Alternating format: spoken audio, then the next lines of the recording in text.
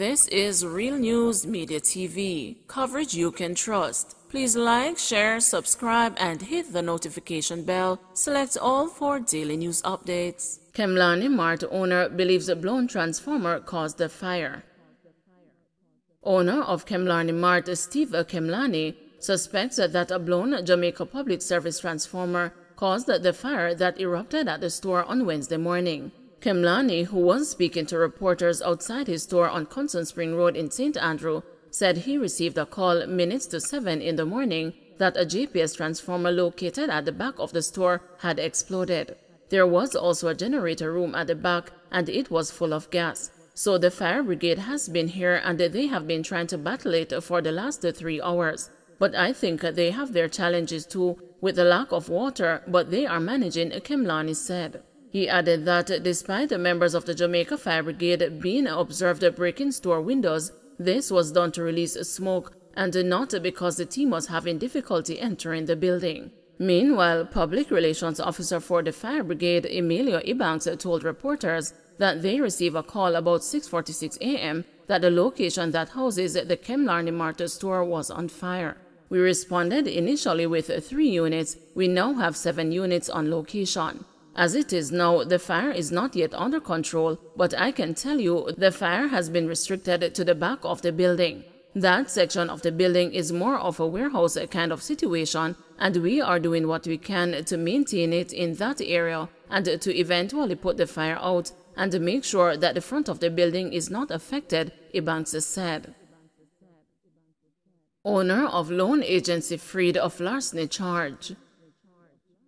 The owner of a loan agency was let off the hook after a parish court offered no evidence against him for the offense of stealing a 2000 Toyota RAV4 from a client. The accused, Robert Noakes, pleaded not guilty to the charge of larceny of a vehicle when he stood before Senior Parish Judge Lorian Cole Montague at the Kingston and the St. Andrew Parish Court on Tuesday. The allegations are that on October 23, 2021, the complainant borrowed $300,000 from the accused man. The 2000 Toyota RAV4 motorcar was used as collateral. It was agreed that she would repay this money with interest by November 23, 2021. The interest amounted to $51,000. The complainant, who did not appear in court, failed to make the payment, and it was agreed with Noakes that she will pay 3 payments of $51,000 for 3 months, ending in January 2022. The court was told that she made payments but was short each month. When the money was not paid, Noakes reportedly went to her home and asked her for the vehicle, and she complied. The accused man already had the title for the vehicle when she used it as collateral. He then sold the vehicle for the outstanding sum. The woman made a report to the police, and Noakes was charged for stealing the vehicle on January 28, 2022, contrary to Section 5 of the Larceny Act. Your Honor, in this matter, the prosecution offers no evidence against the accused man, the prosecution said. Mr. Noakes, the learned clerk of courts, has offered no evidence against you, sir, so you are free to go, Cole Montague told him. Thank you, Your Honor, Noakes said. Dancer's family makes appeal for cops to arrest attacker. Family members of dancer Geneva Spirit Sawyers, who was stabbed earlier this week, are demanding that the police arrest the perpetrator of the attack. Claudine Grant, mother-in-law of the injured dancer, said that Sawyers is lucky to be alive. Jen could have been killed. What would I have told my grandchild? The police need to do their jobs. Somebody came and took a statement, yet still the woman who stabbed Jen is on social media posting all kinds of things. It makes the police force look weak, she said. Grant thanked members of the public for the outpouring of support, especially those who donated blood to the blood bank to facilitate the dancer's surgery. Thanks to everyone who gave blood. Jen did the surgery on Tuesday morning and she's now out of the danger zone, thank God. She called me after 5 this morning to say that she was feeling a numbness in her hand, and I told her to tell the nurses to tell the doctor to make a note of it, she explained. Sawyers is a member of the Royalty Divas dance group. Grant says that an arrest should be made because her daughter-in-law could have died. She was about to enter the car when she was stabbed from behind under her lower left shoulder. It could have easily been her heart them stab her in. Hell no, we are pressing charges, we are not hungry, Grant said. Efforts to contact the policeman who took the report proved futile. JPS technician begs for leniency for mother of 4 who stole electricity. Jamaica public service technician pleaded with a parish judge on Tuesday for leniency for a struggling mother of 4 charged with stealing electricity. The technician who investigated the woman told Senior Parish Judge Lorian Cole Montague that her living conditions is not desirable. The woman's name is being withheld to protect her children, ages ranging from 12 to 20 years. Her condition is not good. It doesn't stay well. I don't know how she is going to pay, the JPS technician said.